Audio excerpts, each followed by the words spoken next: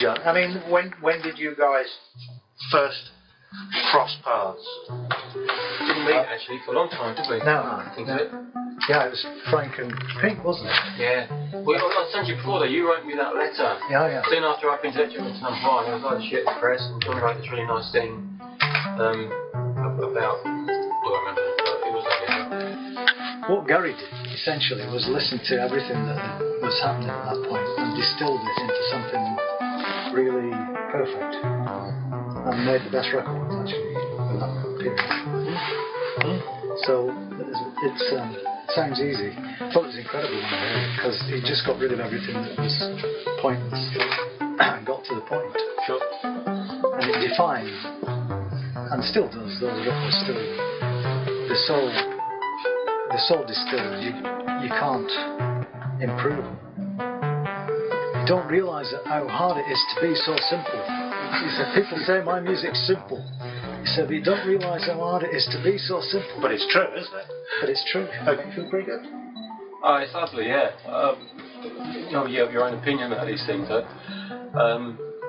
You see, my opinion of what I was doing then was, it was as simple as it was, because I didn't know how to make it any better. Anyway, and you've got your own insecurities that you're trying to overcome. And I've always been very aware, that I never liked my voice very much. I've always been aware that could be better and should be better. So I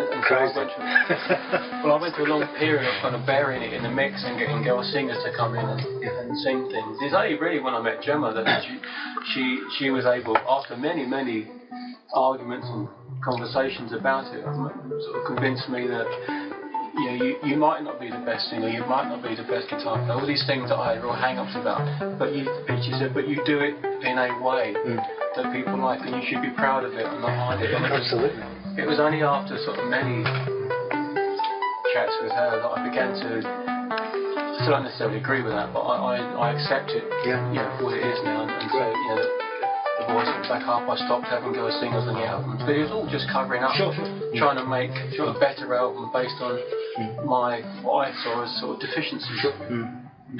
You don't do things you can't do, because you look stupid, or you sound stupid. I mean, I know exactly what Gary's saying, but I've always liked singers who weren't very good, technically, but they're the best singers for me. People like, Bob Dylan or Lou Reed or Mick Jagger, they're not particularly great singers, but they are great singers. But they're not great singers in any conventional sense.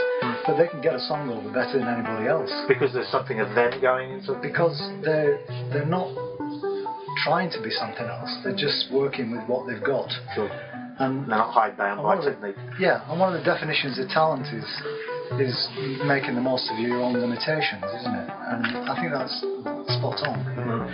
You find out what you can do and what you can't, and then you work within that. I think it affects songwriting as well. I've noticed that tend to write songs that highlight how gifted they are as a player. Endless guitar solos, very complicated chord structures, because you think because they can. Sure. Yeah. Doesn't necessarily mean that they should. Yeah. How many guitar solos can you listen to? Yeah. Quite often, some of the best things happen because you don't know what you're doing. You're stumbling along. You don't have any of these structures that you're meant to follow, guidelines that you're meant to stick to, because you don't know what they are. So you just stumble along. And I've kind of wanted to stay working like that always. And it is difficult because you do inevitably learn as you go along. You kind of want to keep that ignorance almost about how to do it, because then you'll do something that no one else has done, possibly. It's Gary, what's happening to him, because it's great to watch, because I've seen him in operation from when this kid from nowhere came with all the answers in 1977 or 8, and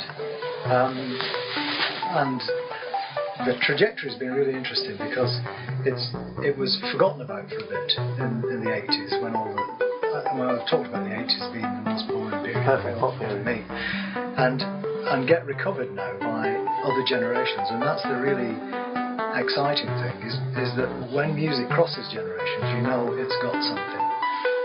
Otherwise, it just just gets forgotten. We all get forgotten at some point. But the stuff that gets remembered has some substance. And it's really interesting to see what's happening with Gary. And also that it's really taken hold in America. It's just brilliant. I didn't think beyond. No. I thought you'd do it, maybe, have what success you had, be gone finished, long before 30. So I didn't just think beyond 30. Yeah. It seemed so old when I was 19. Oh, yeah, it does. Really did. Fascinating. Really did. And everything you were going to do, you'd have done by then.